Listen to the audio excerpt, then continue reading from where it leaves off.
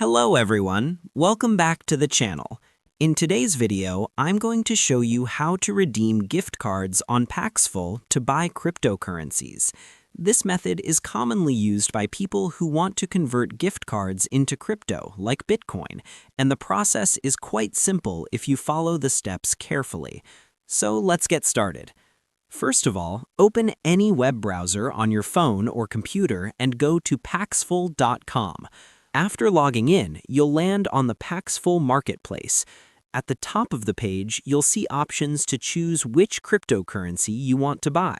For this tutorial, let's select Bitcoin, but keep in mind Paxful also supports other cryptocurrencies depending on availability. Next, you'll need to choose your payment method. At the top of the payment options, click on Gift Cards.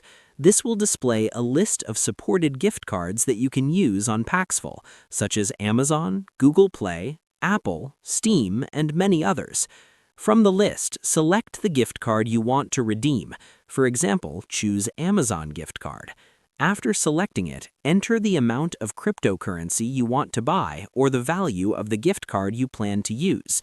Paxful will then show you available offers from sellers who accept that specific gift card. Once you see the list of offers, take some time to review them carefully. Check the seller's rating, number of trades, and terms. When you find an offer that works for you, click Buy. Follow the on-screen instructions provided by the seller. This usually involves entering your gift card details or uploading proof of the gift card.